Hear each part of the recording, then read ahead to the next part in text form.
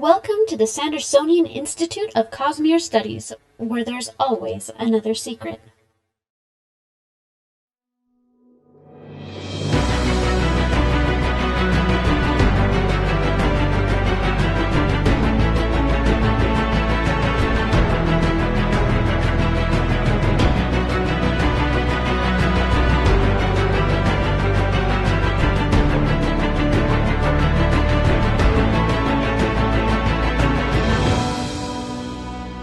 Welcome back, Sixers, to another episode of the Sandersonian Institute of Cosmere Studies.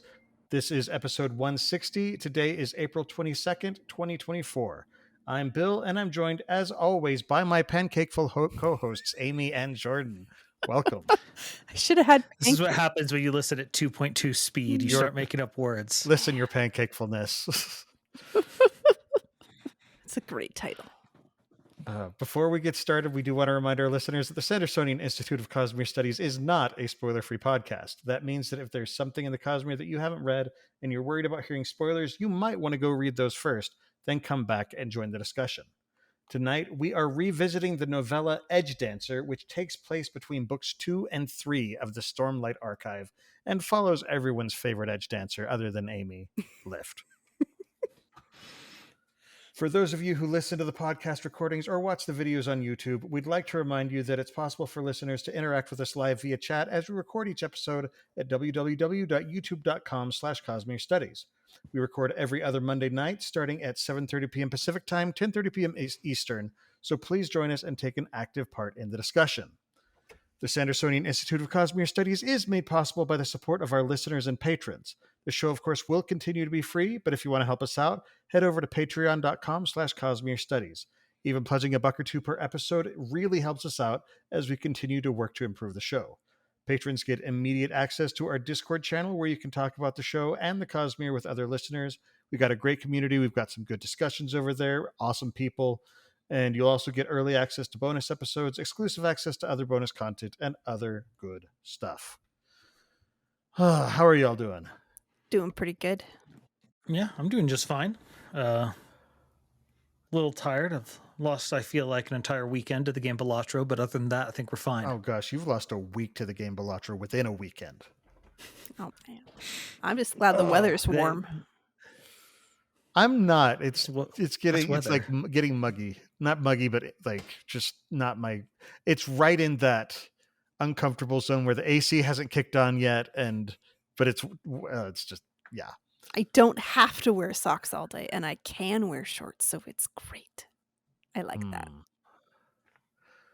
Now I am all over the place, but this weekend was interesting because there's a game I've been waiting for about 20 years that came out this weekend, and it is exactly what I've been wanting it to be.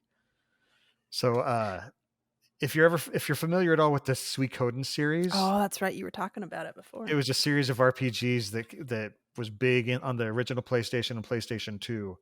And they kickstarted back in 2020. They kickstarted a spiritual successor because Konami still owns the copyright and basically the majority of the team and the original creator went off and did their own spiritual successor. So and it's wonderful. It feels like I'm playing a Suikoden game. It's great. I am so happy about it. I can at least confirm that it is gorgeous. Oh, it's stunning. It's absolutely stunning. But it still feels like an old Suikoden game. It's wonderful. So, Ayuden Chronicle, 100 Heroes. I'm happy about it. I'm very happy about it. It's technically not supposed to come out till tomorrow, but as a backer, I did get some extra early access. Nice. So, yeah. You paid for the privilege. And I am enjoying that privilege. As well you should. Yeah. Also, I made lasagna for my nephews and nieces yesterday, and I'm trying to watch my salt intake, so I was only able to have a very little of it, but it was very, very good. I was very pleased. You're a good uncle. With myself. I am a One could say he's a fun uncle. A funkle, if you will. I have a shirt that says as much. It was gifted to me by said nieces and nephews. All right. Well, let's move on to announcements. Jordan, how are we going on our push to monetization? So obviously we are monetized now with memberships. Now that I am fully back and not on vacation and stuff, I'm going to be hopefully this week getting everything set up so people can become members on YouTube if they so desire. And other than that, we're trying to get to ads. We have to get to 1,000 followers and 4,000 watch hours. We are at 965 followers. That has been increasing at a much greater pace than I expected. So thank you very much to those who've been doing it. Y'all are amazing. And if you haven't followed us yet, be sure to do that. We're trying to just get us there. Get there. And then we have to get to 4,000 watch hours. We were at 3,000, and we are now at 3,301. So basically 30% of the way from where we not started, but restarted. Yeah. The second leg. The restarting is weird, but yeah. No, the second leg that'll work. Maybe I'll start just getting a nice pie chart for us just so I can hold it up and say bing. Say bing. Yeah. You I can't do live graphics like that. I could edit it later, but let's go with the lower tech option. Nice. All right. Well, if that's it, let's move on into the Cosmere Thing of the Week. Jordan, I believe you were the one who submitted our Cosmere Thing of the Week this time. Yeah. Get ready for shocking. So this is a video by CGIMati. Some might be familiar with his work. He did the Bridge 4 animation some people saw on YouTube a couple months ago. And they're apparently doing their own Cosmere animated series called Steel Inquisitor, or it's maybe something else. I don't know. It clearly involves a Steel Inquisitor. And I feel this is a big improvement from his Bridge 4 animation. The facial rig actually like moves a little more naturally, as naturally as it can with the Steel Inquisitor. I actually wonder if he chose a Steel Inquisitor because like, oh wait, I don't have to animate eyes now Because they're just right there, yeah. Clever. Yeah. And so I'm very interested to see what he does with it. It seems like it's just going to be like some sort of fan fiction-y style project. And my only question on it is the voice acting. It feels like he hasn't settled on a single accent, and it feels like it falls like halfway between 4 different ones. Don't ask how that can be halfway, but yeah, it transitions a little bit. Like I almost wondered if he was having it that the Inquisitor was trying to like mimic a street cant or something like that, and then switching back and forth or something, or if he's just testing out things to see which ones he likes better. At one point, he went into like Fire and Brimstone Southern Preacher. And yeah. Well, so what I actually think he's trying to do. So if you're familiar, I forget which series he's in. He's in a couple. Cad Bane from Star Wars cartoons. I was very interested in his accent because I'd never heard anything like it, and there was a reason for that. They based the accent. I forget what it's called, but it's a now dead accent that was spoken specifically by people who had moved from the Slavic regions of Europe to the Wild West, and their accent slipped into this weird middle ground of that. And I think he's trying to go for that, going for the unearthliness of a Steel Inquisitor, but I don't know. I find that accent really hard to mimic because there's literally only one character I've ever heard who does it, but he's trying for something. Mostly I'm here for the animation though, because I think it's just very well done. It's very creepy. Yeah. Do not watch with small children. Content warning. He lets the Steel Inquisitors be Steel Inquisitors. It's disturbing. Yeah. But yeah. So I just wanted to shout out. It was really good work. Cool. Yeah, and we'll have a link for that in the show notes. So check that out if you want to go see it, because it's very interesting. All right, well, let's move into Sanderson news. The role of Brandon in last week's performance will be played by Isaac Stewart, which a lot of people actually can confuse the two, other than the fact that Isaac does not have Brandon's beard of beardliness. So beardly. Very beardly. Much. But yeah, so Brandon did send in notes for it. The 3.0 draft of Wind and Truth is done at 530,000 words, which is 70,000 words longer than the end product of Rhythm of War, but it's actually 10,000 words shorter than Rhythm of War was at the end of Draft Point 3. So at the same point. So, but he also hasn't written interludes, right? A few of the interludes he's still got to do. So He'll get there. Yeah. Version 4.0 is 25% revised, but it will slow down over the course of the rest of the month because Brandon is not able to devote as much time as he is vacationing and going to conventions and spending time with his family and basically being a responsible adult. Yeah. We won't talk about Hollywood because we don't know about Hollywood. I thought there was he said Hollywood stuff. Yeah, so we're like, who knows? I don't know. Who knows? I've made my opinions on Hollywood. Adaptation. Well, everyone gets excited, but I do want to remind everyone he is the executive producer already on a show that's actually out already. So it could just be for Wheel of Time. Yeah, stuff. we don't know. Fair enough. Let's see. Tress is now out in paperback.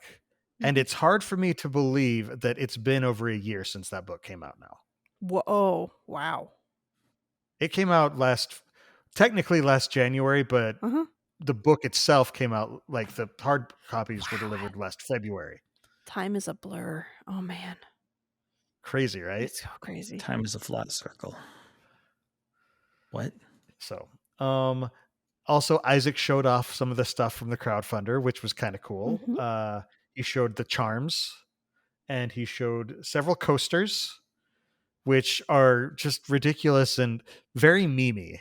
If you notice, I think my favorite was Creme Soda. Very what? Meme. Oh, meme E. Okay, sorry, yeah. my brain didn't. No, there was a picture of a listener holding a can of Creme Soda. Yes, just like Creme Soda. It's great. Dang, I want Creme Soda now. I really don't. It sounds disgusting. But also decals. And then the copies of Dragonsteel Prime and the new printing of Way of Kings Prime. Apparently, Isaac said that the books smell awesome. He didn't tell us whether he licked one, though. Inquiring minds important. Want to know. I feel like it's important. Did you lick one, Isaac? Answer, please. Yeah, like here on this stream, we let you know that we didn't lick things. That's the SICS guarantee. Well, and we know that Isaac has a goal of someday licking a Van Gogh. Yeah. But so did he lick one of these books? I need to know. I feel like we deserve an answer. So give the people what they want, Isaac. We will not be silenced. All right. In the name of giving people what they want, we should probably get on to the actual discussion. Awesome. These are the things that people want. I don't know what you're talking about. It's true. So let's go into our discussion of Edgedancer, which again, this is the book that I was not excited about when it came out, and I read it and I was just like, oh, I love this character now. What happened? How did you do this? It's called writing. Because she's awesome. That's why. It's awesomeness. Don't push it. Don't you dare.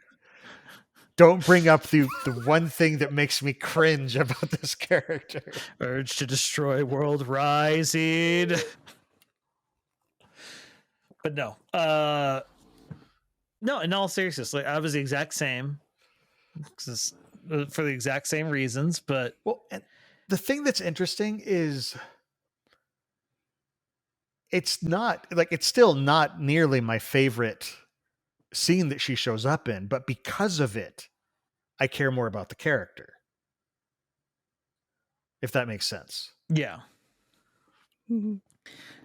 Well, it's just the first impression of the character was not one that lent itself to storytelling. Like there was frankly, it was, I was about to call him darkness, Nail that actually made Lift's epilogue any sort of interesting whatsoever. My personal, my first impression of Lift was Brandon's trying too hard. But this novella makes even the previous scenes that she was in better, in my opinion. Yeah. So I'm very glad he wrote this. See, I wasn't bothered by her interlude from what I remember, but I'm also different than you guys, so I didn't mind it. I mean, It's almost like that's the purpose of having 3 people on a podcast. Yeah, that's exactly why. And I know that I am much more hesitant when there are 2 voices saying, "Well, I didn't like it," and I'm going, "Well, I liked it." But Say it. and I That's know, awesome. but so I've gotten better about that. But I remember there was a time where I still have moments in real life where I don't want to speak up in dissent because I'm not great at debate. So it makes me hesitate more. But I'm not even necessarily know. wanting to debate. I just want to, I love hearing different opinions because there's reasons for it. And I want to know, like, tell me about it. Why Like, you like it. Inquiring minds want to know. and like I can't always put my finger on exactly what it is, but it's just like I wrote a lot of random fan fiction, and some of those characters were not amazing characterizations, but like Lift just kind of evokes that same feeling to me of like the optimism, the spunkiness, like just the teenage preteen girl like going out and doing crap.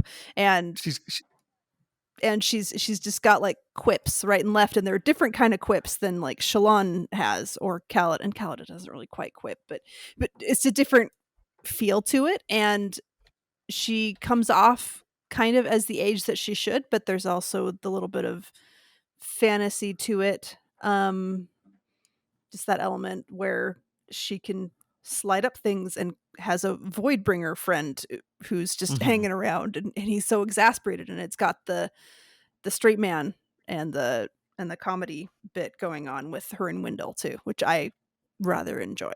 And so I think it's just like the character archetype or whatever that I like it, and I can't always pinpoint what about it I like, but I'm just like, no, I like it, and I just do. Well, it's that ephemeral quality of any form of art, where it's just I now come to think of it, it's Hoyd's whole speech that not all art is universally loved, but it can be universally like not hated, but that's actually more impressive than if it's not thought of at all. Like art should inspire reaction. It That's makes the you point feel of art. things. Yeah, like because sometimes like with art, like especially visual art, there'll be like things that are super bright or pop or whatever else, and someone goes, "Oh, it's just offensive to the eyes," and another person looks at it and goes, "I love that. It pops. It has the qualities that I like." So there's just always going to be that difference in what you like versus somebody else likes, and just don't be mean about somebody else's opinion. Of course, yeah. Now, I will say I actually do tend to like Lift's archetype. I personally didn't feel like she was executed as well as she could have been at first. But again, the context and everything that we get from Edgedancer makes the earlier stuff work better for me, which is interesting. Like it's interesting how something that comes later can fix or ruin something that came before. Yeah, like going back to Words of Radiance, like rereading some of the stuff with Moash, like it totally taints all of the scenes that I'm sitting there going, "Oh, you little turd. Oh, don't you talk to my people. You just get." And so like, whereas before I don't remember being bothered by him, but I'm also really bad at picking up at like the red flags in some characters. But like now I look at them and I'm like, oh, I don't like you. You need to get. Flash has more red flags than a Soviet Union parade. Yeah, it's just ugh. Anyway, but yeah, like that's a thing. So like I can see how it would affect your opinion of Lift seeing all of much more into her head and the circumstances that she's in, versus I already clicked with her, so I was like, oh, even more Lift. This is great. So it's a Liftapalooza. But in all seriousness, the even just the way it starts with her, it's because she's so different from the other Radiants at this point, where she just sort of openly uses her abilities and doesn't worry about anything. Whereas Kaladin's terrified because he thinks they're going to find a way to take it from him, and Shalon is trying to live a double life and triple life, keep whatever, her, you know. Yeah, it gets complicated. But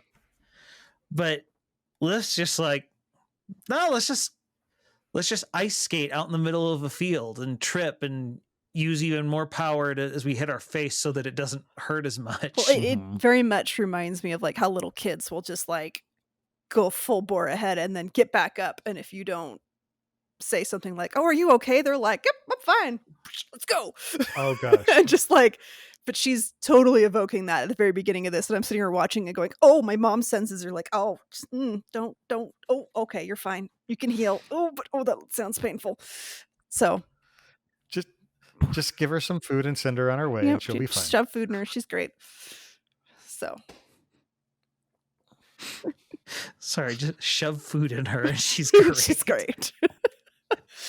Well, I mean, there's so many scenes where she's trying to restock her life light, and she's just like eating an uncooked root vegetable and just like, I can totally see her just like shoving it in there and chipmunk cheeking and then, eating it as fast as she just can. like at the start where she's just in the grain truck, like, this tastes terrible. It's like, oh, that's because it's grain. Do you want where's your food? And oh, she's she's very, very I'm amused that she doesn't just want food, she wants your food. Mhm. Like at the end when Stump brings in the pancakes, she's like, now these are your pancakes, right? You were gonna eat them. These are yours. You were gonna eat them, but I'm taking them from you, right? It's important to her. It is. It's a thing, and it matters to her. Yeah. So there was a thought I had where you guys were saying that like she's different from all the other Radiants, and I remember there was a line with I can't remember his name. The oh goodness, the Kremlin guy, the Bugman. The Bugman. Yes. Arklo. Sorry, Axes is the different Amian. He meets different dimension, Amian, but yeah. Wrong Amian. Anyway, but like he's sitting there going, they're watching all these other people. They're watching her. They're watching him. He's like, but nobody's paying attention to you, and I think that's a mistake. He's like, because you're interesting too. And it was very much. I'm like, yeah, I can see why the Sleepless would be like, well, she's just running around causing chaos. We're not going to bother with that. We're going to watch the ones that seem to be doing significant things versus Lift is going to do significant things. On a different note, if you watch Sleepless in Seattle after reading this book, you're going to be sorely disappointed. Now I need someone to do fan art. I need fan art of Sleepless in Seattle. But it's the Sleepless. Oh. That looks all right. So we've lost Amy. Sorry, I broke you. It's okay. I'll be fine. Bill, stop breaking co-hosts. I'm not trying to. Okay, so let's just talk about the story. First off, Lift, of course, takes off because she doesn't like being expected. She doesn't like having people expect things of her. And that's where I was like, okay, this is interesting. This is a much deeper look at the character. There's a very interesting motivation here. Mm-hmm. I like some of the motivations that Brandon's built into Lift, especially because a lot of them are put forward by Lift, who is shown to be an unreliable narrator. She's hedging about things. She says, well, it's obviously because of this. Well, no. Mm-hmm. And I like that Wendell, even though Wendell is like he's a very passive character. He's a very Shrinking Violet style character. He pushes back on her in ways that she doesn't normally get pushed back on. And I love him for that. I almost wonder if he's there going, I feel like we're supposed to be progressing and we're not progressing because you're refusing to. So nothing's changing. So I have to push and I don't like it, but I'm going to push. He's like a very rare type and a very good type of friend. Mm-hmm. The kind of friend who will call you on your crap. I didn't like Wendell the first time I read it, but now I relate to him a lot more. Maybe I just didn't appreciate it before, but just this idea that he had these grand ideas of who he was going to bond, and the fact that apparently he was going to bond Yim or Im. Yeah. And he had these, fancy gardens of chairs, and he's going to start a whole display of shoes. And speaking of, I find the potential of him bonding Im to be very interesting because, as we know, Im ended up being a truth watcher. It's like they're directly connected orders Healers. of Night Radiant. Like they both have the surge of regrowth, but he ended up being a truth watcher rather than an Edgedancer. Yeah. And then then you have Stump too, she's a truth watcher, right? She's a truth watcher. Yeah. As well, yeah. So I kept sitting here as I was reading. I was like, wait, she's not an Edgedancer, right? Yeah, she's a truth watcher.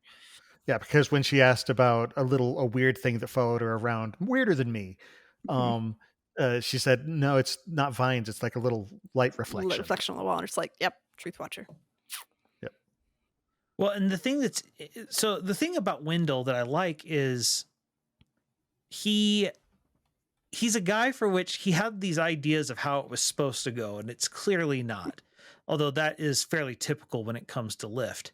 But especially now, after we now know that she's a very different type of Radiant to begin with, that she's personally crafted by cultivation herself. It also makes it feel like, I'm sure he's like, why her? She's so drifting. She's everywhere. Aimless and just kind of, yeah. And then, there's also watching her in fights is really different because she doesn't focus on gemstones. She focuses on food. She focuses on where's the food. I gotta find the food to shove more in me. Versus somebody else is going down a hallway and sucking up all the stormlight, and she's like shoving the food in instead. So that totally makes it a different dynamic there. So yep. The other thing that's interesting about Stump, who I forgot her actual name is Arshquam. Oh yeah, I don't even try to remember her real name. Her name is Stump. I don't know what you're talking about. But it's interesting to go back and read this now because if you remember, she actually ends up being one of the Truth Watchers who goes with Adolin and Shallan to the cognitive realm. Yeah. To lasting integrity. And then she goes back to report to Dalinar after it's over. And it's just like, hey, I know this character. We've gotten to know her better. And she likes the nickname Stump, but don't tell anyone. Yeah. I like her realization at the end. She's like, so many of them come in and they're faking and then she just sort of stops. She's like, I'm healing them, aren't I? And I like the way that she comes to that realization. Because she probably had been like lying to herself and saying, no, they're just lying. I didn't do that. I wasn't related to it. And it also kind of is interesting because Lift has a moment earlier where she's like, I'm not the one doing it, which means it's Stump who's doing it. Well, and what I like is it actually parallels something from Words of Radiance. When Shallan and Kaladin both end up in the bottom of the chasm, they're both like, wait, how did I save him? Her? Yeah. And they both think the other one must have, because they was like, I'm the special one. Well, at this stage, no one realizes that there are other people who are having these powers awaken within them. And so it makes sense. I don't know. I also the city's a very interesting. Yeah. Yeah. Talk about that. Well, it's just it's a classic Brandon world building. The fact that it's literally cut out of the ground, and it's this channel city, which it's like, okay, they don't have to deal with the winds, but where does the water go? The water, has to move through. And so it has it's designed to have a river run right through it. And so I love Lift's realization that it's like the Pure Lake because everyone has to prepare for suddenly being a couple feet deep in water. And I don't know. It's an interesting idea. It reminds me a lot of the Rift. I was going to say, it reminds me of Rathalos. Yeah. But the fact that it was artificially made and they had they commissioned shard blades to do it, to get this done. Yeah. And that's one of the big problems. I hear a lot of people complain, like in Star Wars, it's like lightsabers are so mundanely useful, but they're never used for as this amazing tool that can cut through anything. And so I like the fact that someone is in this universe, but of course it's the Aegis, and you can commission it. You just have to fill out the proper paperwork and pay the right paperwork processing And then fees. yes, you can use the tool that everybody else calls super priceless.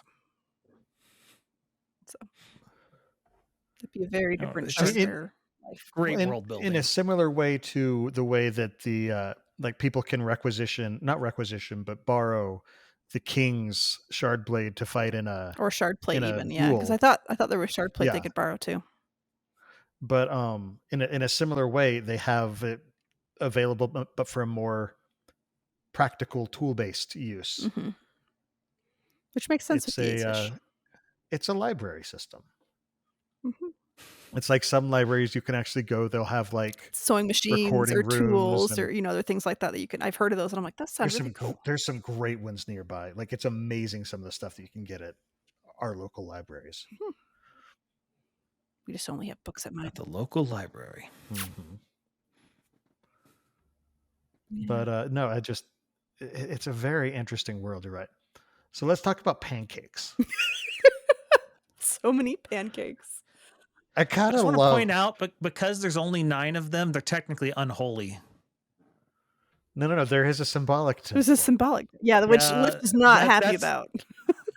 I'm not happy. Well, and Lift is right. Lift definitely considers it a I blasphemy. love how she's like, oh, I need to call him back. I need to call Nail back, and he'll punish you for that. That's not You okay. lied about pancakes. This is not okay.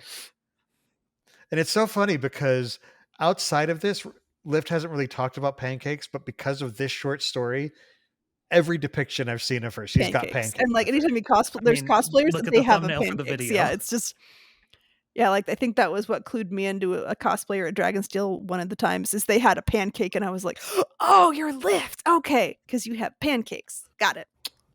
Because her outfits are just so they're not super out there. They responded, it's like they just looked at you weird. It's like, I just like pancakes. Oh, but you Who's could be Lift? No. You I could be just casually fired. walk around with pancakes. Is this not a normal thing where you come from? Did you not eat these? They're great. No, but I like that she goes through and she's tasting all the different flavors and then stealing them from people. Can you imagine Lift at an IHOP? Oh, she'd be dangerous. Well, any buffet, she'd be dangerous.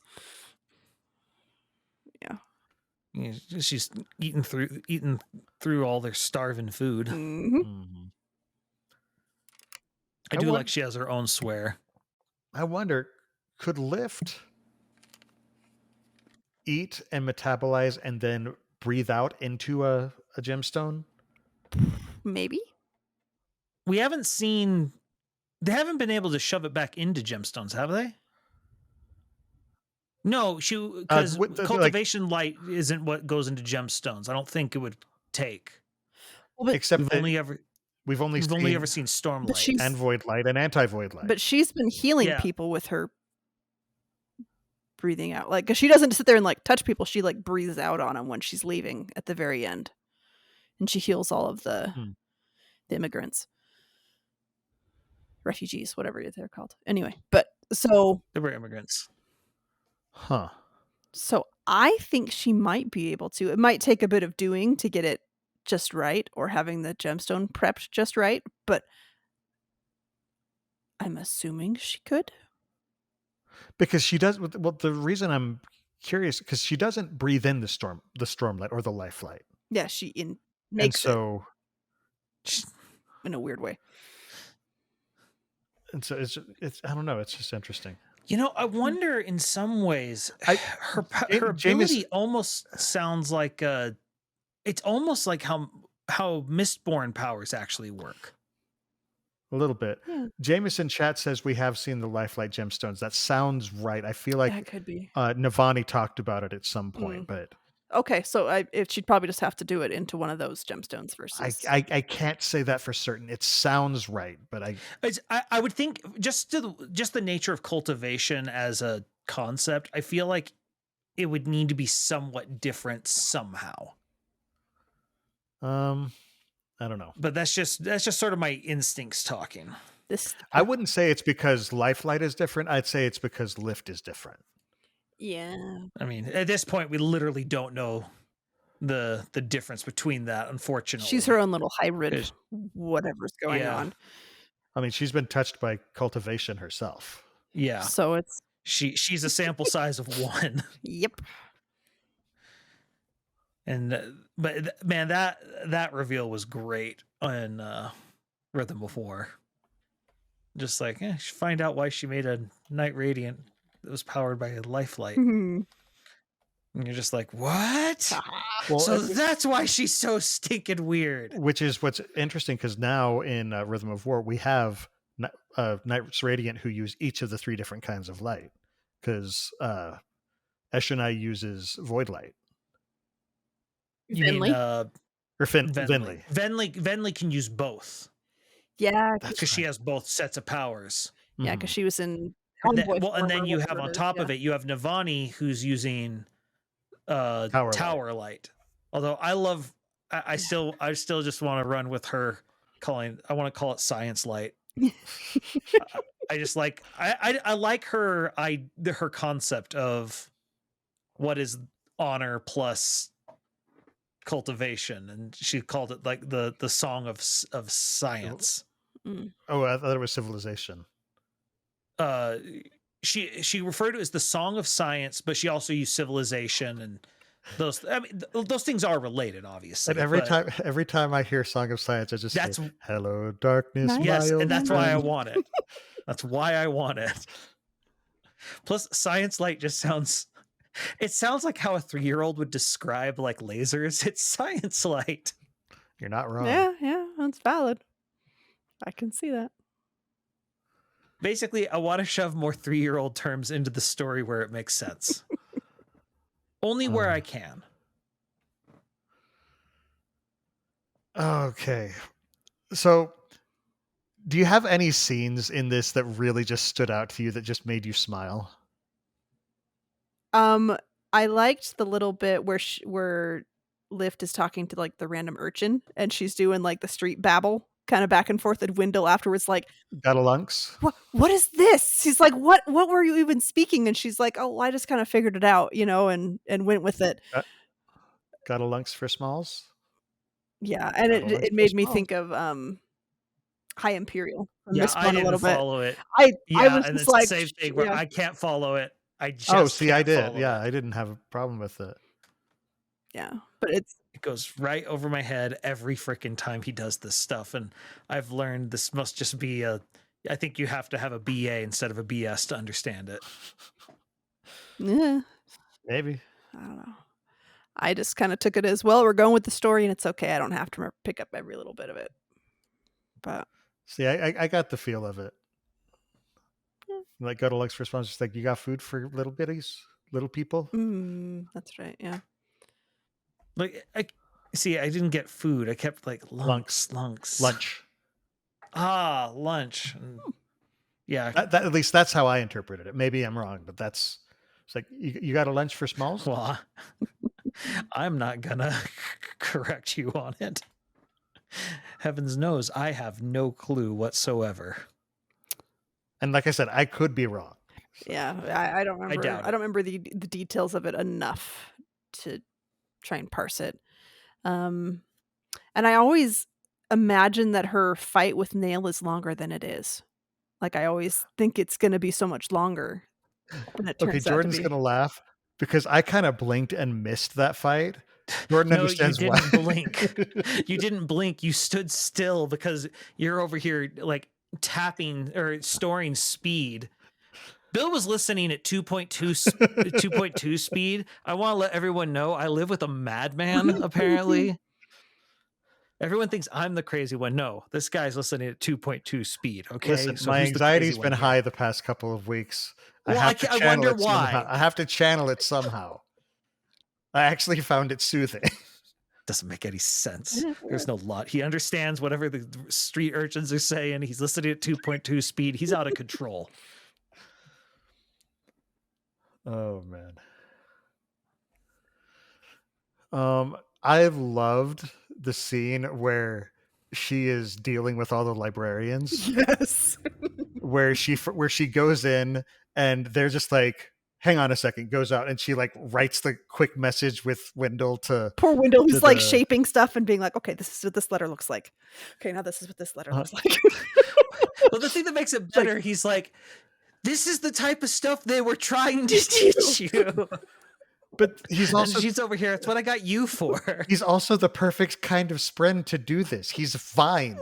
He can literally make the shape. She traces it, and I got sort of Rhythmatist vibes from it as I well. had the same thing. And but like Gox is kind of her superpower, her get out of jail free card. She used it against Snail.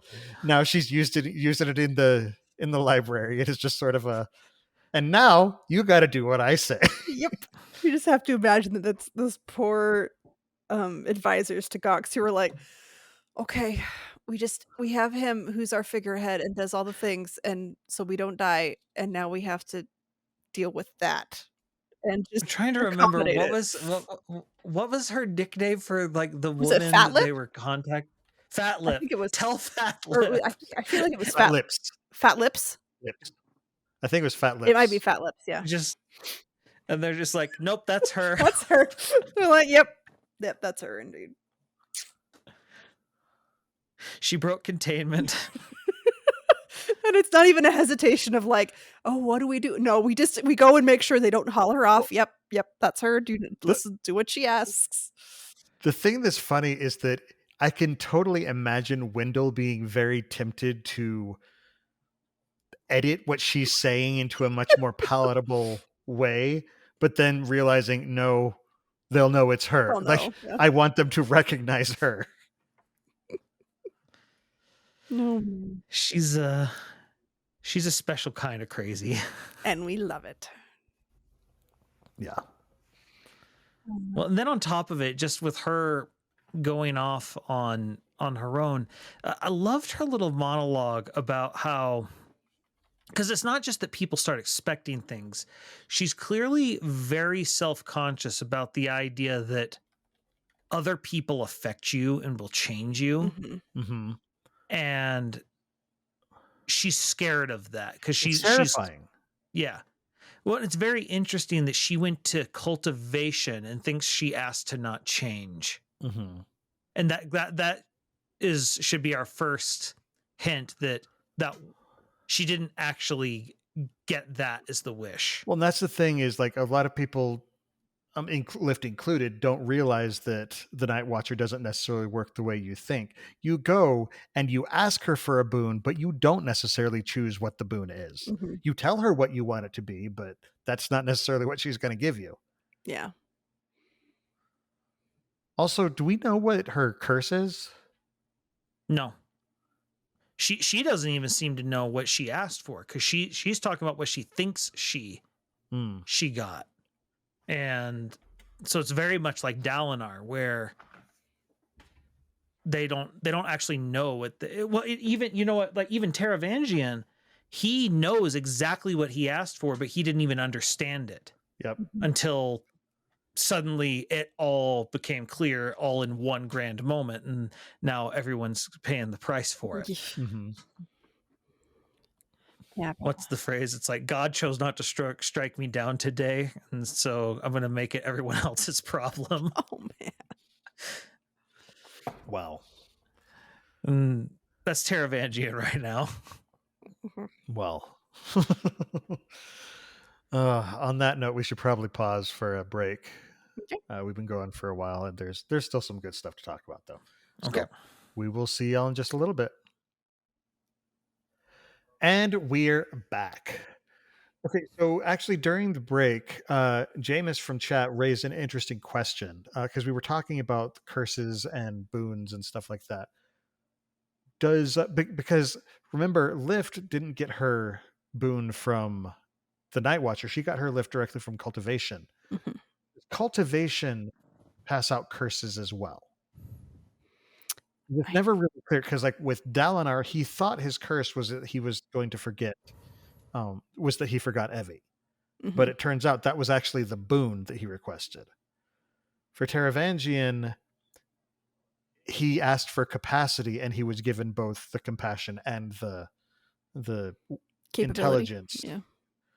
just on alternating ends of the spectrum, never at the same time, on a sliding scale, as it were. Yeah. And Lift, we still don't even know what she got, other than she got the ability to metabolize food into Lifelight. I do think she may have had her physical growth slowed a little bit. But either that or her perception of it slowed, because in Edgedancer she notices, she's like, yeah, I have gotten bigger. See, and I'm wondering if part of it is like, it's not necessarily her physical growth that's been slowed. What if it's her maturation rate? Because she acts very childish for her age. That's possible, that it's that the normal developmental, like, mental stuff gets slowed down. That might be what it is. And so physically she's still developing, but 10 and 13-year-olds can still have very similar body stuff going on, right? Depending on things. But I don't know. It's just an interesting. Yeah. No, but going to the cultivation thing, I think it's more she seems to take from them, at the very minimum, their knowledge that they talked to her specifically, because they still think they talked to the Night Watcher. Right. And I think that's the big thing, is that she takes from that knowledge, and so they assume it's boon and a curse. But I mean, she's the one making the rules. She doesn't have to do, and frankly, the whole boon and a curse thing doesn't sound very cultivation-y. That sounds more Sazed, being stuck with having to be, a god of duality, and that's not what cultivation is. Right. Yeah. And so she prunes things, even the thorns. And so if she takes something from you, it's for a very specific reason. And so we see from Dalinar, it's, she takes the knowledge and then slowly gives it back so that it won't crush him when he gets it all at once. And then from Taravangian, because it seems like before all this, Taravangian was someone who, whilst very much someone who's utilitarian and willing to do things to get stuff done, he was someone who was trying to be moral. And so in order for him to be a proper vessel for Odium, she takes from him the ability to have those two things at the same time. Yeah. And so he thinks of that, but he even acknowledges, he thinks of the days of slowness as the curse and the days of smartness as the boon. And then he realizes at the very end, it was both. He asked for capacity. Yeah. And because he needed the intelligence at the beginning, but he needed the emotion at the end. The connection. And so, yeah, I have no clue because all we know is that Lift lost her mother. And we don't get any mention of her father. Yeah. And so we don't know what she asked for. She says she believes that she asked to never change. Yeah. To always be her mother's little girl. And so, and I'm wondering, there is part of me that wonders if maybe that is what she literally said, because she also would have said this when she was 9 or 10? I think she was 10, because there's a line saying, like, she asked to stay 10. She said she's been 10 for 3 years. Yeah, which makes me think that she asked when she was 10.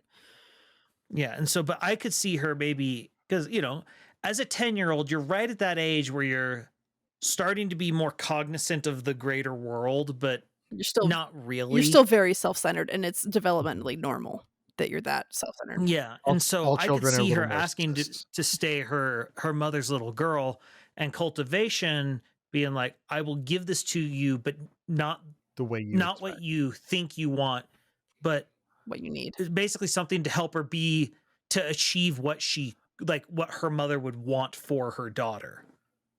It's like in Gargoyles, Avalon doesn't take you where you want to go. Avalon sends you where you need to be. She's just like, I'm not giving you what you ask for. I'm giving you what you actually want. And I mean, cultivation is a mother. We don't know exactly in how deep of a mother she, like, if she had physical children or if she just had spren children or how that worked. But I could see that aspect, that experience of her giving her more empathy for Lift and Right. doing it more I mean, personally. she's been a goddess long enough for that difference probably doesn't matter much. Well, I don't know. It's just being a mom Yeah. myself. I can sit the little kid requests and whatever else hit me so much harder now than they did years and years ago before I had kids.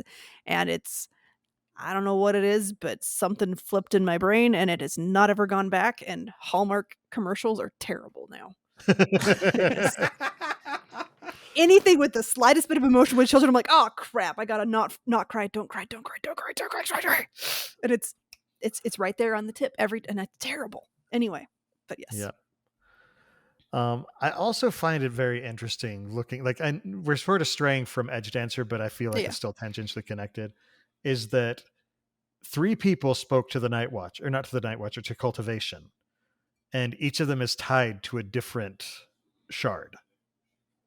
Because Dalinar is connected to honor, Taravangian is connected to odium, and Lift is connected to cultivation. Dalinar's interesting because he's actually tied to both. Odium as well, right? Odium and honor. I mean, right, but he's literally bonded to Stormfather, which is yeah. Well, but he was also literally bonded to Odium in a very intimate way. Like he was going to be Odium's champion, and it took some serious machinations to prevent that. Right, but even after he had bonded the Stormfather. But in the end, he rejected that, and I feel like by rejecting it, he fully tied himself to honor. Yeah. I just feel like it's very interesting the way that has worked out. I feel like there's something pertinent there. Well, so this goes back to a theory that someone, I wish I can't find the post anymore because I wanted to give this person credit, where, because we just reread Words of Radiance, where Dalinar, like he's being looked at by a surgeon, you know, he's got his shirt off and they just see all the scar tissue on his shoulder. And they're just in awe of like, how do you move this arm at all? And he's like, a lot of training. And there's like, that's not how this works. And then when he inhales Stormlight for the first time, he has this one-off comment that it's a familiar feeling. He feels like he's done this before. And the person posited, because it's like, when would he have done this before? They posited Dalinar, much more than anyone else, was very intimate with the thrill. And they posit he was actually slowly bonding with it and was going to become like a bondsmith of the thrill type of thing. And that's what Odium was going to do to, because notice what's one of the unmade at the actual Battle of Thalen Field where he was foretold to fall and everything. It's the thrill. And that's actually what he was going to use to break him. And so his theory was he was actually healing through like void light back then. And so that's why it feels so familiar. And I'm not totally sold on it, but it's an interesting. And I mean, it was. They do have like Nail and his apprentices are positing, you know, like, well, oh, there's the storm is here and there's void light and whatever else. And Nail's like, we've seen pockets of it here and there before. So that lends credence to it in my mind that potentially there has been little bits of void light here and there around before. You also just bring up suddenly redemption arc Zeth out of nowhere. I know. Oh, and he's it's such a weird thing going back and forth with Zeth, how he goes from like murderous monster, you know, like how people see him, to now knowing so much more about him and seeing his breakdown and everything else. I'm like, you poor little boy, you just need a hug and so much therapy. And that's why they gave him Nightblood. I know. Because like Nightblood is he's a cuddly little eldritch puppy. I know. Anyway, so like that, just occurred to me. No, but the thing what I like is he stands up to Nail. Mm-hmm. Mm-hmm. And it's like, no, they're back. I'm telling you. It's and it's like, look, He's like, it's like, no, you- Ishara said this. And he's like, Ishara's wrong. he's like, you may be a god, but you're wrong about this. And I wonder if Nail doesn't push harder because he knows about Nightblood and is kind of like, yeah, I will push to a certain point, but I'm not gonna push. I think he doesn't push because he in his heart knows he's wrong. That's all. Yeah, that's possible too. That he's like, I don't want to address that anymore than I already am. Well, because he's so dead inside. I mean, that's how Lift ends up pulling him out of his. Yep. You know, She his thing. She puts it directly in his face, and he looks over and goes, "Yep, that's the storm. Can't deny that right there." And then she gives him a hug. Mm-hmm. The power of friendship, kind of. Well, but it makes so much sense because one, we have Wendell the entire time, like, oh, you're gonna make me hurt people. It's clear that Wendell is, you know, someone who abhors violence, yet he's more of a pacifist. Yeah, he bonded a Knight Radiant, and which is why it's interesting because when she summons him, he's a rod.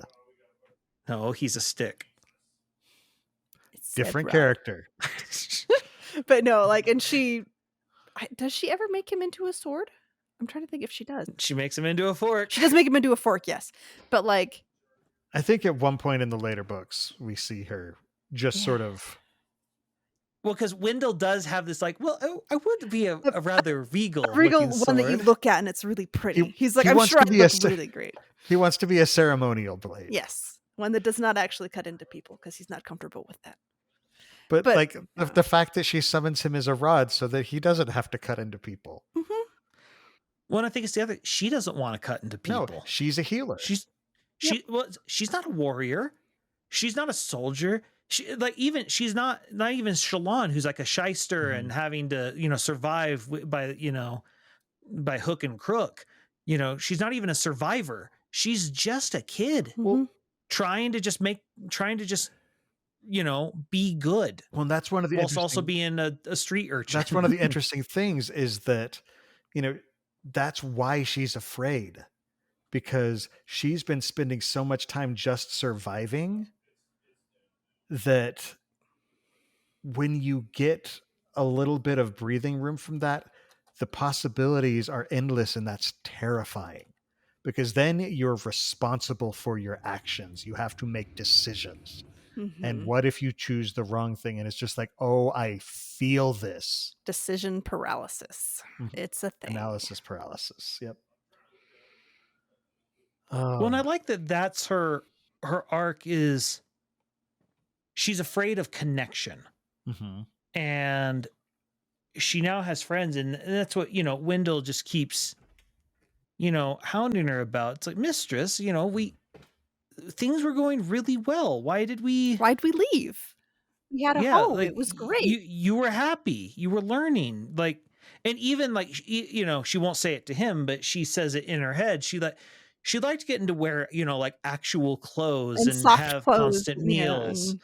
And, she even liked learning things. Like, she was enjoying that, but what she didn't like was that other people were getting to help shape who she is, and that's the part that she doesn't feel comfortable with, because the only person she's ever allowed to shape her was her own mother. Mm-hmm. And I think that's what she's really afraid of. That's something that really connected with me, which was very interesting, because now obviously I am not an orphan. I wasn't raised on my own, but I've been single for a very, very long time, and I have trouble getting into relationships, largely because it's just like I know how to get along on my own, and if I mess up, I'm the one who gets hurt. And it's just there's an aspect of, I don't want to disappoint people. I don't want to promise something that I can't deliver on. And so I feel like that's one of the most poignant things about Lift that Brandon did in this book, or this novella, is just there is a terror of disappointing people if you're used to being on your own. And having those expectations put on you by, I mean, that's more on her, but that she doesn't want expectations put on her because she feels like it's. And it's something that's hard to get over. Mm-hmm. So. Thank Dang you. Sorry, Jordan? There's been a fly in my room for like 3 days, and he keeps evading me. And I briefly saw him, and I went for it. I was like, Jordan enjoyed my monologue, but only enough for a single. Only clap. so much, Bill. One clap. 2 was too much. That also came like after this really heartfelt thing, and then suddenly fly. Get it? Get the fly. Yeah. But squirrel. No, but like there were lots of little moments with Lift that I really liked, and just her remembering a bunch of different comments from people and their different circumstances, and how she's just concerned about everybody, even if she knows she can't help everybody. And she even ends the book by kind of saying like, train of thought, come back, that helping the whole city was going to be too big of a job and still too small of a job at the same time, that it's a really big task, but she is acknowledging and staying more aware of, this is just this little section that I'm helping versus everything that I could help. I also find it interesting if you look at her oaths, because there's, I will remember those who have been forgotten. I will listen to those who have been ignored. And it's just sort of one of those. Lift feels like one who's been forgotten. In fact, she's trying to remain one who's forgotten. Yeah. And so it's just one of those, I feel like her fourth oath might be something along the lines of, I will speak for either I will speak for myself or I will speak for those who don't have a voice. But I think there's going to be a point in there where she has to speak for herself. Because so much of it is, I will listen to others. And after a while, like there's an aspect, I think, of being an edge dancer, which is like, no, you matter too. You've got to take care of you to be able to do the rest of this. You can't give so much of yourself that you have nothing left. Exactly. And that would fit with the pattern of 4 is a little bit of a twist. Yeah. Where 4 is where you're having to put the brakes on. Now that you've accepted this responsibility, now you got to accept the limitations of the responsibility. Because going further down that path belies madness. Or lies madness. Belies madness. But lies madness? No. That would fit the thing. It'll be very interesting to see where she goes in book 5, just because she now has a freaking bird. She has an AVR. Does have a bird. Do we remember what color the AVR is? It was red, wasn't it? Is it red one? There was a red one and a green one. I can't remember which one she got. Oh my goodness! Maurice has giving her a red one. Maurice has the green one. Okay, then she has a red one. That's going to be So what are the red ones absolutely monster. Red one is Cokerly, right? Cokerly was red. Because if Cokerly was red, the red ones. It's not just based on color; it's based on breed. There could be other red. AVR. There could be, but if we know, I'm pretty certain Cokerly was red though, right? I'm gonna look it up. So if it's the same, so the reason I suddenly am focusing on that, because Cokerly seemed to have like a copper cloud effect. It shielded his mind from the beasts of the deep, so that they couldn't sense him. And it would suddenly make sense. Why would someone who we think was using, or metallic arts, which we know are loud in terms of investiture, that would make sense as to be, that's why they would want that type of bird to make it so that they're harder to track. Now, give her, who's already slippery and gets into trouble, the ability to hide even further. She's going to get to all sorts of trouble if I'm right about this. Yep. Cokerly has bright red and green plumage. Yeah. Great. So, let's see. He's conceals all mental activity is in immediate vicinity. And it looks like the one that Gera, the world topper, who lost his AVR and Lift now has it, is a red one as well. red. Yeah, red on its head and body. Its wings are bright blue that fades to red towards the tips. So we don't. Yeah, I'm going with my theory. I want it to be Cokerly because she's going to have shenanigans to do if that's the case. So it says mind abilities. It doesn't specify otherwise on the copper mind. Anyway, so yeah, tangent. And this is the one that belonged to the Yeah, Farouk image. Gera is the guy's name. Gereh. I have no idea if that's how you say it, but Gera, yeah. so. And it would make sense that that's why they would want that type of AVR. Mm-hmm. No, so something else that was interesting that I had just completely forgotten about was I had forgotten about how petulant the Sleepless was towards the end. Oh, Like, Arklow? well, this doesn't help my theory. Well, Arklow is just a very interesting. Again, this is another opportunity that Brandon's taken to explain a culture by showing us the exception. Because Arklow's been banished from That's Sleepless right. Society, hasn't he? I think He's he's been. I don't know if he was I don't think banished. He's separated. yeah, and he makes a comment. I think he decided to do it. He makes a comment to Lifford. He's like, "Oh, tell them that you met me. They'll have more sympathy for you then. You know, so it makes you go, oh, okay, so you're kind of the creepy weird one. Gotcha." He's very stuck on humanity or whatever is different parts of a body or something like that. Well, it's interesting. It makes sense from his perspective of what he is to try and fit humanity into that and to view it as this whole organism, because that's how they work, because they're an organism that spans countries. Yeah. And it's made up of lots of little pieces. Yeah. And so he thinks of it that way, but yeah, it's just the whole. I also just love the idea that, like, well, when you're immortal, you got to have hobbies, because you'd go crazy otherwise. But at the same time, he's picked a weird one. So it says he doesn't follow Yalmazin the First, the leader of most sleepless on Roshar, and because of that and his willingness to meet with the Knights Radiant, the other sleepless have cut Arklow off from their communication. However, they don't hate him the way they do the quote true traitors.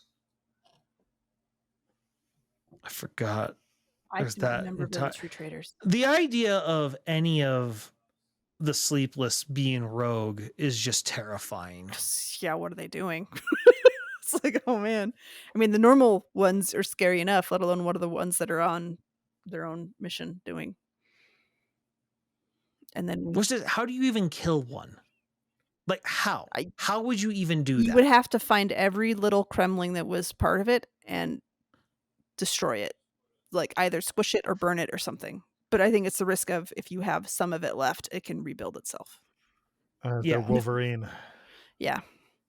Well, it's one of those things. It's actually, frankly, it's more like a Dragon Ball Z villain, where if you leave even a piece of them, they can reform from anything. And some of them start to actually split up and being able to do like multiple form techniques. And you're just like, what? How do you, what's victory look like? What's your win condition here? Because I don't see it. Oh, man. And I just don't see how I don't see how we could do anything against a sleepless. I thought Khandra were hard to kill. Khandra don't got nothing on sleepless. Got to keep leveling up. Scary things.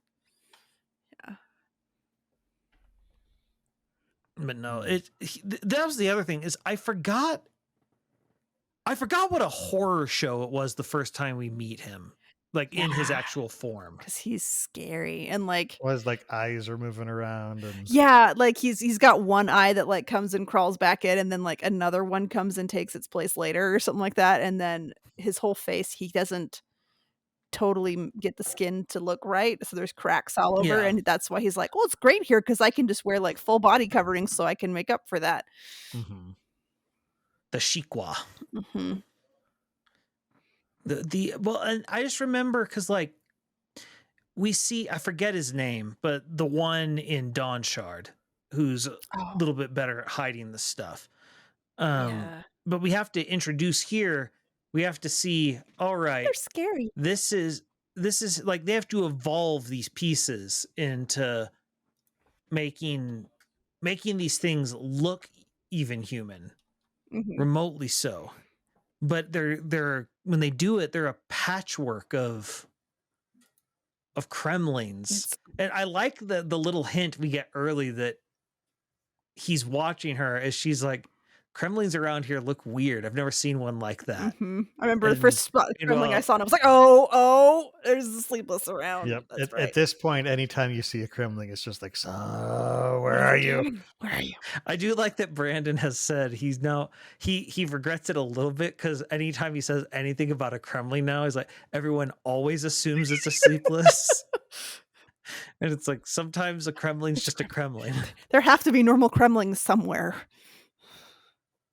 Do there? No, it's sleepless all the way down. Oh, man. Oh. Every great shell is actually just a giant sleepless. So.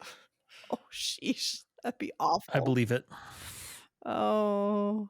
So the sleepless, it looks like the one that was on Akina is Nikliasorm. Niklo is what they shortened it to. Okay. Nikli or something like that. Nikli, yeah. Anyway. Thank you, Coppermind.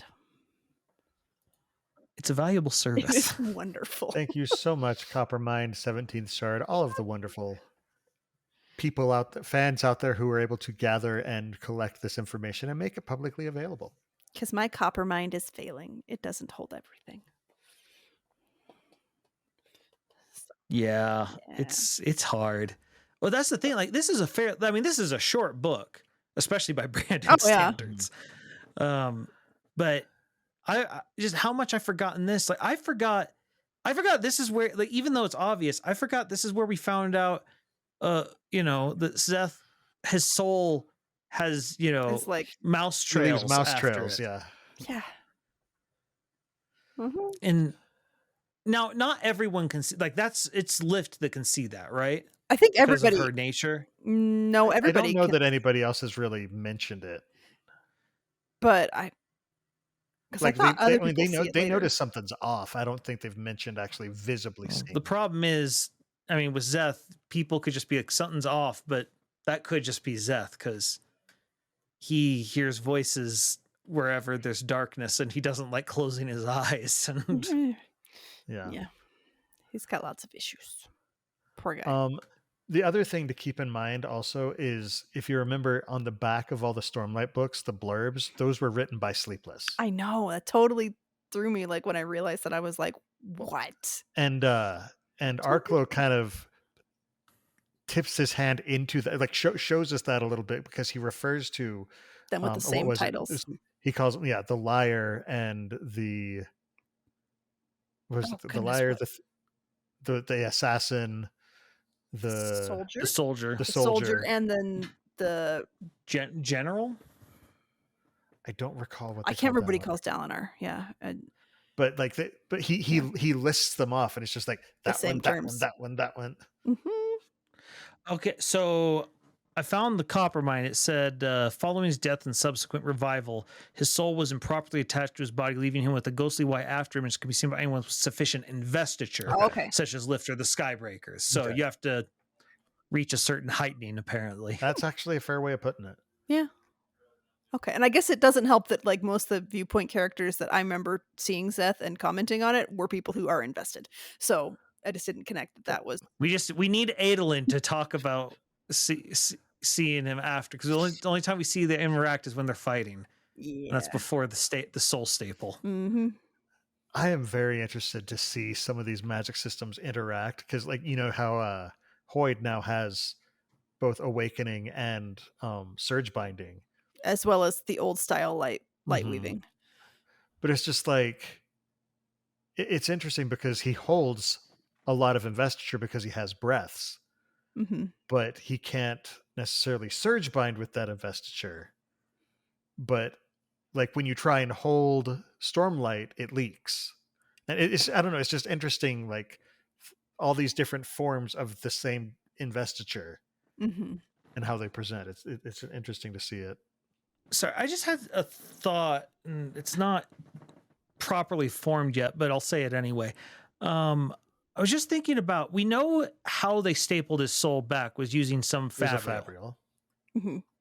It reminds me just what it's described about with it being stapled to it. It reminds me a lot of what we think happened with Kelsier. Oh, yeah. And I'm wondering if it's a fabrial that might be based upon hemalurgy of somehow. It's possible. Because we know the fabrials, like, they study other stuff. Like, you know, they get their ideas from all sorts of locations. Mm-hmm. It's just, we have, what type of fabrial would staple a soul back? The only thing we've seen that does that is hemalurgy so far. Well, to be fair, fabrial is just their word for basically magic device. Yeah. I mean, they would call the coins from Scadrial fabrials. Yeah. But he doesn't, like, so far he doesn't have a spike. That's the thing. There hasn't been any indication that there's any sort of spike, but I wonder if there are some sort of principles that come across. Yeah, it was just something that, I don't know, as we talked about it just sort of. And I mean, it's possible that if it's a small enough spike, or he wasn't cognizant of it happening, that he may not be aware of it. I mean, he was dead at the time. He was pretty dead. So, yeah. So, I mean, I don't want to completely rule it out that he wasn't, like, spiked in some way, but we don't know. Yeah. No. And I just, like, I'm not saying he was. I don't know. It just occurred to me that I had never really thought about, because I just take for granted, it's like, oh, he's a herald. He knows how to staple a soul. Yeah. But we know the heralds were very Cosmere aware. Yeah. And were able to move from place to place. And it wouldn't be too shocking to find out that they had inklings of hemalurgy. Well, could they really go elsewhere outside of the Rosharan Braze? Not before they became, or not after they became heralds, no. But we know that the very minimum Vasher was able to get to Roshar. Yeah. And there's a lot of world hoppers coming through Roshar. And I mean, it's possible that someone who studied or knew hemalurgy came there and then taught it to the heralds. We don't know. It's just one of those things. We specifically keep saying stapled, and that just sounds so hemalurgic. Yeah. And it's just, you know, we just take for granted, oh, he has a device that does that. And we never really asked, what's the device? Mm-hmm. Just because you don't poke Nail about questions, because he's scary. I just want to know if Nail was using nails. Oh. Okay, if it turns out this has been a big stealth pun the entire time. What, because Nail? Look, he named Wax and Wayne on a planet with no moon. We know Brandon's not above this. Fair. And he doesn't have Moshe to rein him in anymore. So yeah, no. Moshe should be like, Brandon, did you create a character as a stealth pun? No, Brandon, what are you holding behind your back? It's a stealth pun. But it's only one of them. So, Amy, I got a notification from Discord that you have an announcement about our little friend who you're holding right now. So sorry, audio only people. I have a little black and white and brown Cocker Spaniel sitting on my lap, and Rosie is 14 today. Cosmere Puppy's 14. Happy birthday, Cosmere Puppy. Mm-hmm. That's adorable. Yep. She's getting her ear rubbed, and she loves it. Mm-hmm. She's like, oh, this is a good day. Yeah, get the spot, Mom. Get it. So, continue. Sorry. I just needed to cuddle the puppy. Well, the puppy deserves cuddles. That was the other... The stealth Hoyd reference out of nowhere. Oh, with the jumping in the great shell. Yeah, the mouth or whatever. I still want to know why he did that. Yeah. I'm feeling I imagine he had to I be completely testing a forgot about it. theory. And I don't know what the theory would be, but that's the only thing I can think of. Well, like I prefer to think he was trying to escape someone, and he's like, They'll never find me here. yeah. Well, it's just like, what kind of great shell was it? For a brief moment, my brain was like, wait, traveling perpendicularity, but not. No, it's not inside of a great shell as far as we know. So Yeah. it's part of the high storm. Mm-hmm.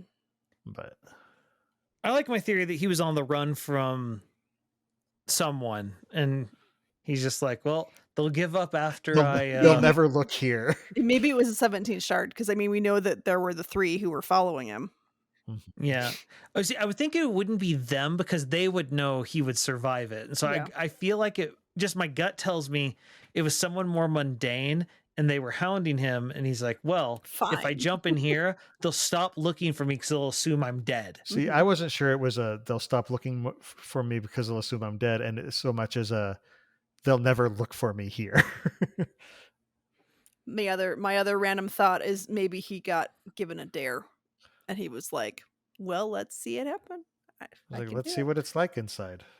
The other thing it could be, if I want to treat it more seriously, we know that the great shells tend to bond spren. Mm-hmm. I could see him maybe jumping into one for some sort of experiment to understand spren and their nature of these bonds with animals more. Mm-hmm. That he needs to get up close and personal. Actually, come to think of it, what if, because he's trying to get to the gem heart of a great shell, but what's the one thing Hoyd can't do? Hurt. Kill things. He can't kill things. So if he really needed to get to a gem heart without killing it, how would he have to do it? Go the natural way. Straight through the gullet. Yeah. Oh man. Sorry, it just occurred to me that I just don't dang, I now want my theory to be correct. I want this to be the reason. I just don't want to know how he got back out. Oh yeah. I'm not thinking about that. Nope. So I'm suddenly thinking of Jurassic Park. all right. Well, we should probably start wrapping up. Anything that we should hit before we are done? Wendell is a shard fork, and he's quite magnificent. And a forklift. He is. And he will stab through a plate, which is kind of great. And into a desk or a dresser or whatever. A dresser. I wonder if, because of the bacteria that would naturally be in a pancake, if that's why the pancakes offer more resistance. We know cheese helps stop shard blades. Where does the cheese come in? What? Oh, that's right. People started asking Brandon, like, Brandon, so shard blades, they can't cut through living material easily, right? It's like, yeah, that's why, like, cutting human. And they're like, okay, cheese is bacteria. It's a fungus specifically, right? Not entirely. I don't want to know this. I like cheese. No. Well, no, and so their theory is, if you needed to do a last clap, and stop a shard blade, would it not be more effective to have some sort of like cheese armor that you use like as gauntlets? Because then you can grab, because it won't. It's not like it's going to stop it completely or anything, but it'd be better than using the flat of your hands, and it'd definitely be better than armor because armor's not living and it cuts through it like it's nothing. And Brandon, like, if you can find the words of Brandon, they're around there. But Brandon's like, clearly thinking through his own rules, and he's like, I think by my own logic, yes. Like, he has to, which has led to them just talking about how when Roshar and Scadrial go to war, the Scadrians are going to invent cheese armor. And oh man, that's a whole. Well, that's even more disturbing when you realize that they don't have cows on Roshar. They use pig milk. Yeah, or maybe sheep. Do they have no, sheep? They do use pig. That Brandon has confirmed they use sow's milk. Yeah, because cows would need too much greenery to survive. Cows are. Yeah, they need a lot. Word of Brandon, he says their milk products are much lesser used, but they do get cream and whatnot from sow's milk. Okay, I found the word. Okay, I found it. Oh goodness, here we go. Okay, from Dev Lee 12. Would a big block of cheese stop a shard blade? All I can think of is how hard it is to cut cheese with a knife, no matter how sharp it is, because the cheese can form suction to the sides of the blade and make it way harder to cut. When I first designed shard blades all the way back then, I added in my head a little bit of extra defrictionalization to the shard blade itself and something of a bit of magicking going on to allow them to actually cut at the level I want to, because it's not just cheese that would do that. Cutting through stone, even if you have the sharpest thing on earth, that stone, it doesn't work as easily as it would if you were extra sharp. And so the shard blade's magically good at cutting to the point where it cut through a block of cheese easily as they would cut through something else, or a wheel of cheese, giant thing of cheese. Any editorial additions to this, Dalinar does when he's using shard plate to cut the latrine. He does talk about it does get wedged in. You can wedge in and hang from it, but I think cutting any stone, unless you have a little bit of extra magic on it, I don't think it would. Maybe I'm wrong. Maybe it actually would, because I wanted Adolin to be able to hang off it or people on the building like that. I particularly think when you cut a block and it actually falls, that it's going to stop to put pressure on the blade. But when you slice a rock, you're not going to get rid of any of the stone with the blade. And then that gets into some other stuff. But other people have asked other stuff. And then later on, so I'll admit, I've been considering the cheese question since it was asked. Wait, what's the time difference? This was March of 2022. The original was, it was a couple days later. I'm not sure if it has to be cheese, but any object that is sufficiently thick but also sufficiently pliable that's going to press down on the blade while it's cutting is going to create drag on the blade. And they just start asking, and then people later on were bringing up the bacteria stuff as well. I think, but what? Yeah, I forgot originally it was all about the suction, and then people started adding the bacteria on top of that. Well, I think you will appreciate the fact that the guy who asked about dairy products on Roshar was specifically because they were picturing all of these crustaceans and wondered if there would be any sort of butter to dip them into. Oh, that's a fair point. I hadn't even considered it. This person's asking the important question. I thought you'd appreciate that. Does cuisine work how we want? All right. I mean, look, I made it clear. Mistborn may be my favorite, but if I had to live anywhere, it'd be Roshar, because that's good shellfish eating. Mm-hmm. Well, we love hearing from our listeners, so please keep on sending in questions. You can ask us about the Cosmere. You can drop us your ideas for topics you'd like us to discuss during the show. And while you're at it, we would love to hear your feedback about how you think we're doing, because we are needy content creators, and we need that feedback. So, as well as any interesting theories you might have about what's going on in the Cosmere. You can send all questions and suggestions in a brief, concise email to cosmerestudies@gmail.com, and we could read it as part of the show. You can also reach us at the Sandersonian Institute of Cosmere Studies, P.O. Box 970063, Orem, Utah 84097. We've got our own personal projects outside of the show, so Jordan, why don't you let us know what you've been up to lately? Well, when I am not looking up dairy-related facts of the Cosmere, I am also streaming on twitch.tv and kick.tv/splice stream. Recently, we have, I've done a little Balatro, but what people might be more interested in is what we do on my YouTube page of the same time on Wednesday nights. Baggins and he's Baggins there. We have, I think we overleveled, which is our video game podcast, which is just an excuse for old friends to get together and just talk about video games. This week, we're going to be talking about that one glorious level. And we're just talking about like really awesome levels in video games. Yep. That one level that you're just like, oh, I remember that. So, well, cool. Amy, how about you? So my Facebook is Coincidence Cosplay and Props. My Twitter is @CoincidenceCosp because my name is too long. My Instagram is @coincidence_cosplay. My TikTok is @coincidencecosplay, and my website is www.coincidencecosplay.com. And I've said those two words a lot in a row. So I just finished submitting my Mud Trooper, which is the one from Solo, if you don't remember from last time. Anyway, so me and my squad of 5 people all got ours turned in, so I will put up pictures of that, and I'm so glad it's done because it was a lot of work. And I didn't even do all the armor parts. I mostly just did fabric, but I did 4 coats and 4 pairs of pants, and I'm tired of those. Otherwise, so a friend of mine, Eden Sanders, he did some videos with me as his rogue stormtrooper, and so he's putting up some really funny videos that he collaborated with me on, where I'm a Jawa and he's doing a Camtono opening thing, which is a little funny bit. So if you look at my TikTok, I am tagged there and it's great fun. Awesome. As for me, I have another podcast with my friend Dylan about board games called The Innkeeper's Table. In our most recent episode, though, we actually just announced that The Innkeeper's Table is going to be going on a long, possibly permanent hiatus. But we do have 2 more episodes coming out before we shut things down.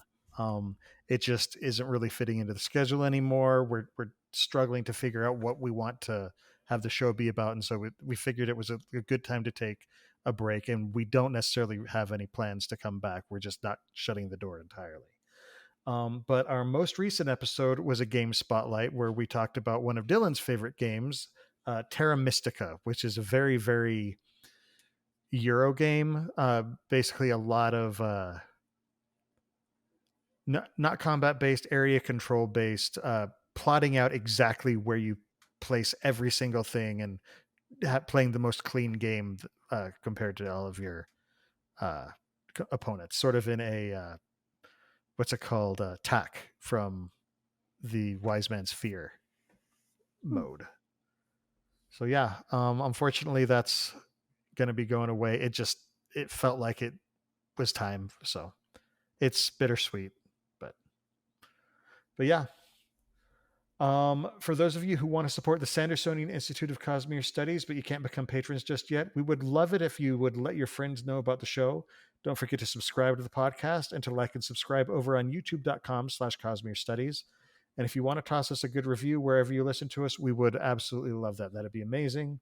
You can also head over to store.streamelements.com/Cosmere Studies to buy our merch. All right, folks, final thoughts. I like Lift, and I feel glad that I've always liked Lift, and she's fun. I love that. I love in Arcanum about it in his postscript how he mentioned that even this ended up being much longer than he originally intended. He's like, I wanted it to be like 18,000, but it was like 40,000 because it's me. Oh, well, that tends to happen with me. And we're like, that just happens sometimes. No one's upset about that, Brandon. Nobody's upset. Yep. I mean, I think other authors are starting to get a little bit upset. Fair enough. Well, I mean, we know that Pat Rothfuss wants to eat his liver, so... Well, and Daniel Green has been openly, it's been like, he makes me feel so inadequate sometimes as a writer. Oh, well. Well, in addition to the live episodes of the show that stream on youtube.com/Cosmere Studies every 2 weeks on Monday nights at 7:30 p.m. Pacific Time, 10:30 p.m. Eastern, listeners can find our videos on YouTube or audio versions of the podcast on Apple Podcasts, Spotify, and just about any other service that carries podcasts by searching for Cosmere Studies. You can also follow us on Twitter, Instagram, TikTok, and Facebook under the profile @Cosmere Studies. For our next episode, we are going to be discussing another of Wit's stories, The Dog and the Dragon. This one is emotional for a lot of people, so make sure to bring a box of tissues with you this time, and make sure to join us when we stream it live in 2 weeks on Monday, not April 22nd. I don't remember the date. I'm doing great. May 6th, 2024 at 7:30 p.m. Pacific Time, 10:30 p.m. Eastern at www.youtube.com/Cosmere Studies. Until then, on behalf of Amy, Jordan, and myself, thanks for listening, and remember, there's always another secret. Another secret.